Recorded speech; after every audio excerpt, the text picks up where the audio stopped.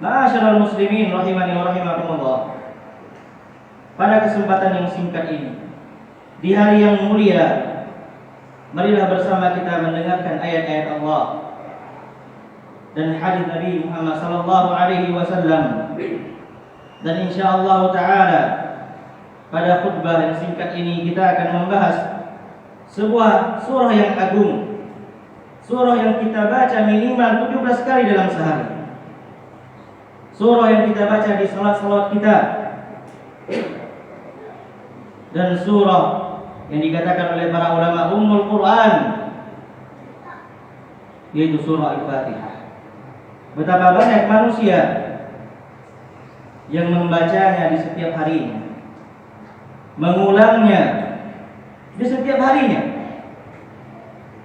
Namun sedikit dari hamba-hamba Allah yang ingin memahami maknanya.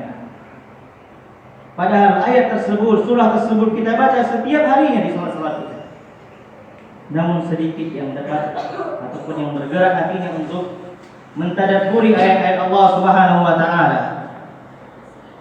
Adapun sifat orang-orang beriman disebutkan oleh Allah Subhanahu wa taala dalam Al-Qur'an, "Innamal mu'minuna alladziina idza dzukirallah wajilat qulubuhum wa idza tuliyat 'alaihim ayatuhu zadatuhum imana wa 'ala rabbihim yatawakkalun." Sifat orang beriman itu kata Allah, apabila disebutkan nama Allah, wajilat qulubuhum, bergetar hati mereka. Apabila dibacakan bagi mereka ayat-ayat Allah, zadatuhum iman, bertambah keimanan mereka kepada Allah Subhanahu wa taala. Dan hanya kepada Allah lah mereka bertawakal. Dan Allah menjelaskan dalam Al-Qur'an di beberapa ayat.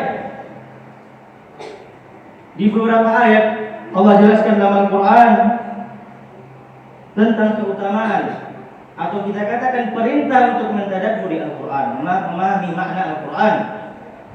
Apalagi surah-surah yang kita baca di setiap harinya. Allah berfirman dalam Al-Qur'an, "Afala yatadabbaruna Al-Qur'an am 'ala qulubin aqfaluha?" Tidaklah mereka itu mentadabburi Al-Qur'an, menghayati maknanya, atau hati-hati mereka yang telah tertutup. Dan subhanallah, pada zaman sekarang, jangankan untuk mentadabburi Al-Qur'an, untuk membaca Al-Qur'an saja sulit dan malas. Subhanallah. Orang Islam aib baginya apabila ia tidak mempelajari bagaimana cara membaca Al-Quran dan memahami makna-makna surah-surah. Tidak mesti seluruhnya. Namun Allah berfirman dalam Al-Quran, "Fattaqullaha mastata'tum." Bertakwalah kepada Allah semampu kalian. Pahami surah-surah yang pendek yang sering diulang, apalagi surah Al-Fatihah. Dan insyaallah taala hari ini kita akan membahas sedikit pelajaran yang bisa kita petik dari surah Al-Fatihah. Ma'asyiral muslimin rahimani wa rahimakumullah. Rasulullah sallallahu alaihi wasallam bersabda, "La salata liman lam yaqra bi Fatihatil Kitab." Tidak ada salat bagi orang yang tidak membaca Al-Fatihah. Maka Al-Fatihah hukumnya wajib untuk dibaca. Namun ingin lebih dari itu, bagaimana kita memahami makna Al-Fatihah yang dikatakan oleh para ulama yang mengandung banyak ibrah, yang mengandung banyak pelajaran, yang mengandung banyak hikmah yang bisa kita petik. Seharusnya apabila seseorang memahami makna Al-Fatihah, maka akan masuk ke dalam ayat yang telah kita bacakan, "Innamal mu'minuna alladziina idza dzukirallah." Orang beriman itu kalau disebut nama Allah bergetar hati mereka. Namun dikarenakan zaman yang penuh dengan fitnah ini, zaman yang penuh dengan cobaan di kiri dan kanan, melalaikan manusia dari mengingat Allah Subhanahu wa taala. Namun apabila ditanyakan kepada mereka, apa tujuanmu hidup di dunia? Saya ingin bahagia di dunia dan di akhirat. Namun tidak ada prakteknya. Allah telah berfirman dalam Al-Quran, ya, bagi orang-orang yang ingin ketenangan, ala bidzikrillahi tatma'innul qulub. Orang yang beriman apabila ia sering mendengar ayat ini, hendaknya ia memastikan di hatinya ketenangan hanya ketika kita mengingat Allah Subhanahu wa taala. Ketenangan akan ada hanya apabila kita beribadah kepada Allah Subhanahu wa taala dengan ikhlas, menjauhi kesyirikan. Karena Allah berfirman dalam Al-Quran, innallaha la yaghfiru an yushraka bihi wa yaghfiru ma duna dzalika liman yasha. Sungguhnya Allah tidak mengampuni dosa kesyirikan dan Allah mengampuni dosa-dosa selain kesyirikan. Ma'asyiral muslimin rahimani wa rahimakumullah. Membahas tafsir ataupun makna surah Al-Fatihah tentunya akan panjang majelisnya. Namun insyaallah taala kita akan membahas dengan ringkas, semoga bermanfaat bagi kita semua. Allah Subhanahu wa taala memerintahkan kita untuk mengucapkan a'udzubillahi minasyaitonir rajim sebelum membaca Al-Qur'an. Mohon perlindungan dari syaitan, mohon perlindungan dari pada Allah Subhanahu wa taala atas syaitan yang terkutuk. Kemudian mengucapkan bismillahirrahmanirrahim. Apa makna bismillahirrahmanirrahim? Kita mencari berkah. Kita meminta berkah kepada Allah dengan menyebut nama-nama Allah Subhanahu wa taala.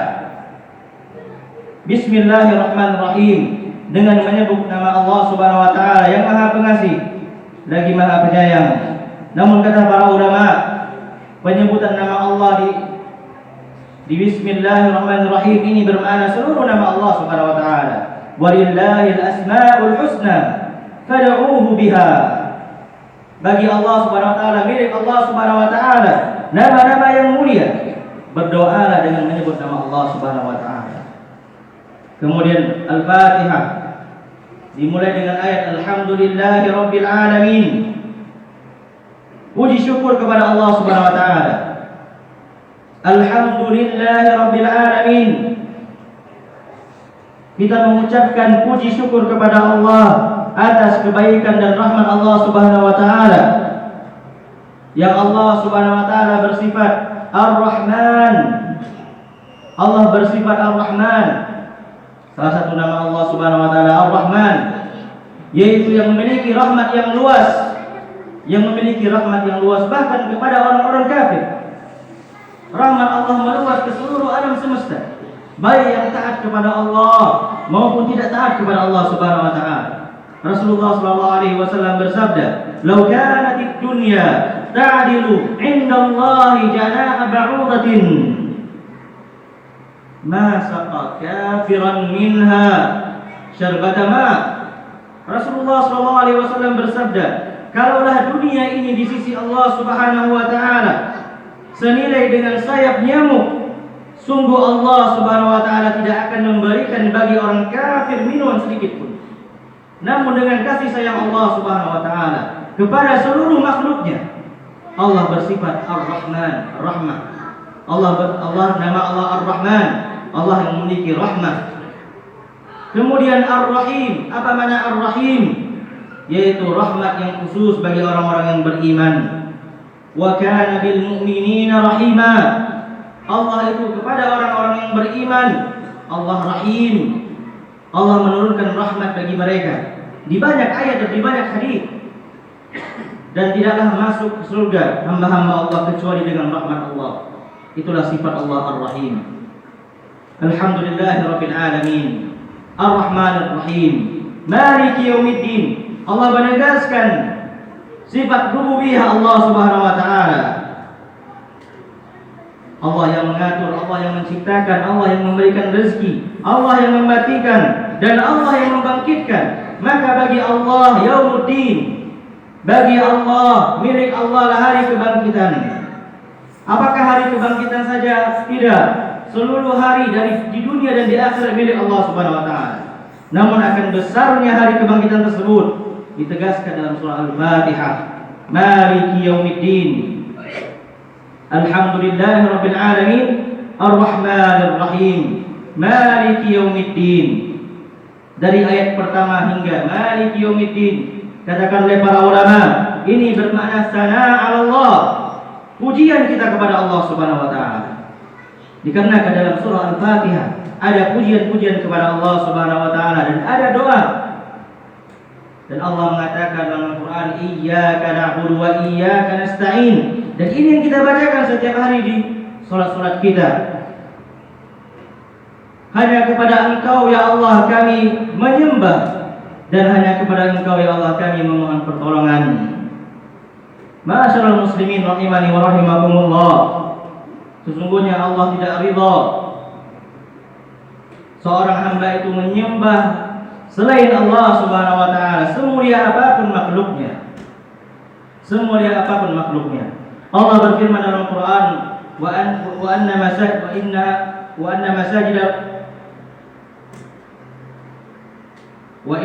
al-masajid lillahi fala tad'u ma'allahi ahada. Sesungguhnya masjid-masjid itu milik Allah Subhanahu wa taala. Maka janganlah seseorang pun berdoa kepada selain Allah bersama Allah Subhanahu wa taala. Dan ini merupakan musibah dari zaman ke zaman. Bukan mereka tidak meyakini Allah Tuhan, bukan mereka tidak meyakini Allah Rabb. Mereka meyakini, bahkan kaum musyrikin di zaman Nabi Muhammad SAW meyakini Allah yang merupakan Rabb. Namun mereka mengatakan, apakah kalian mengatakan Tuhan itu hanya satu? Inna hadza la syai'un ujab, kata mereka. Bagaimana kalian mendatangkan ajaran baru ini? Kalian katakan kami tidak boleh menyembah kepada selain Allah. Sungguh ini perkara yang aneh, kata mereka. Itulah kata-kata orang kaum musyrikin. Allah Subhanahu wa taala berfirman, "Laqad ba'atsna fi kulli ummatin rasula an i'budullaha wajtanibut taghut."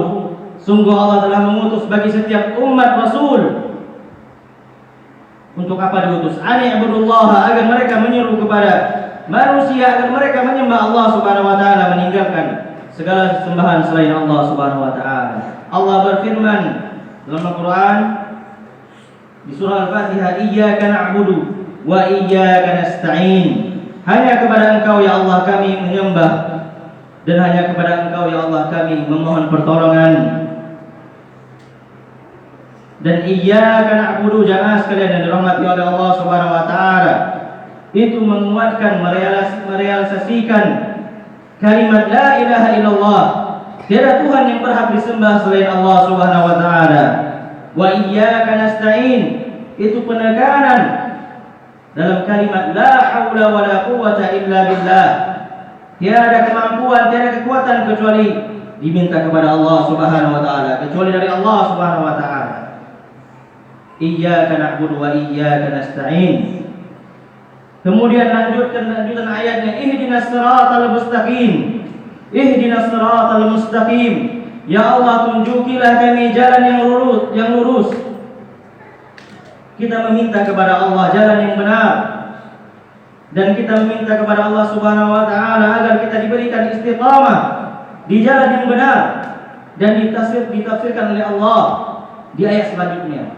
Siratal ladzina an'amta 'alaihim, yaitu jalan orang-orang yang Engkau beri nikmat, minan nabiyyin wasiddiqin wasyuhada, dari orang-orang, daripada jalan-jalan Nabi dan Rasul, dan dari jalan-jalan orang-orang siddiq, orang-orang yang jujur, orang-orang yang mati syahid. Kemudian jalan-jalan para sahabat. Minta kepada Allah Subhanahu wa taala jalan yang benar. Kemudian Allah katakan, ghairil maghdubi 'alaihim waladhdallin, bukan jalan-jalan orang yang Engkau murkai ya Allah. Katakan oleh para ulama, jalan-jalan yang Engkau murkai, jalan-jalan yang Allah murkai adalah jalan-jalan orang Yahudi dan orang-orang yang semisal dengan orang Yahudi. Nah, kadang-kadang dikatakan oleh para salaf, man fasada min ulama'ina fa fihi syabahun minal yahud. Barang siapa yang rusak, yang menyimpang dari orang-orang yang berilmu dari agama kita dalam Islam, maka mereka memiliki kesamaan dengan orang Yahudi. Kenapa? Dikarenakan mereka berilmu dan tidak mau beramal. Kita tidak pernah meminta hal tersebut kepada Allah. Kita minta kepada Allah ilmu yang bermanfaat dan amal yang saleh, amal yang sesuai dengan tuntunan Nabi Muhammad SAW. ghairil maghdubi 'alaihim waladdallin, dan bukan jalan-jalan orang yang tersesat, yaitu jalan-jalan orang Nasrani. Yang dikatakan oleh para ulama, man fasada min ubbadina fa fihi syabahun minan nasara. Barang siapa yang merusak, yang menyimpang dari orang-orang yang beribadah dalam agama ini, maka ia telah memiliki kesamaan dengan orang Nasrani. Kenapa? Dikarenakan mereka beramal tanpa ilmu.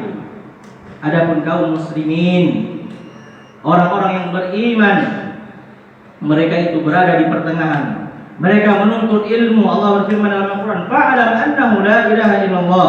Allah perintahkan kita berilmulah, fahamilah bahwasanya tiada Tuhan yang berhak disembah selain Allah Subhanahu wa taala.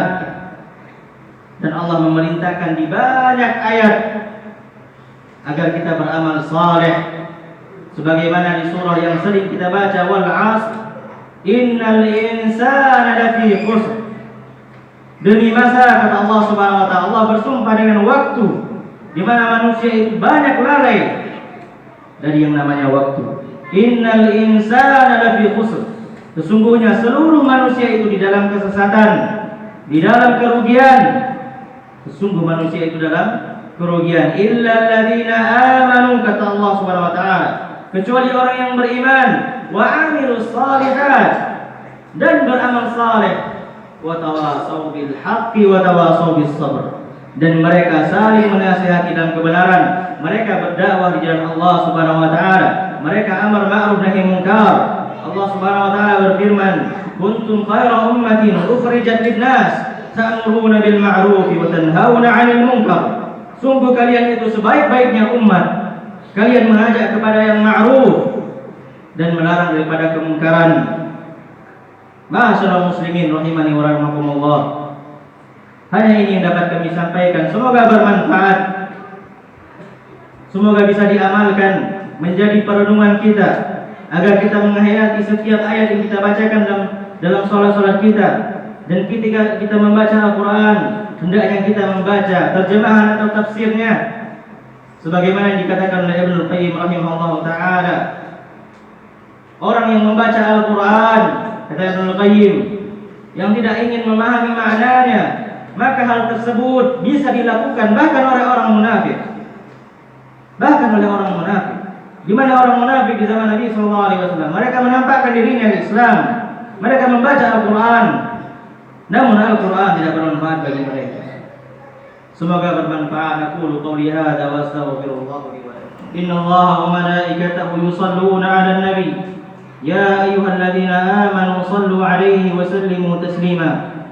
Allahumma ighfir lil muslimina wal muslimat wal mu'minina wal mu'minat al ahya'i minhum wal amwat. Innaka samii'un qariibun mujibud da'awat ya qadiyal hajat.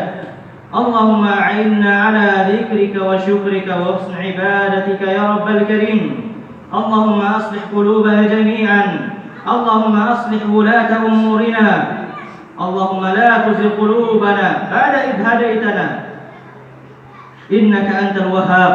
Allahumma ighfir Rabbana atina fid dunya hasanah wa fil akhirati hasanah wa qina adzaban nar. Ibadallah, innallaha ya'murukum bil 'adli wal ihsan wa ita'i dzil qurba wa yanha 'anil fahsya'i wal munkari wal baghi ya'idukum la'allakum tadhakkarun.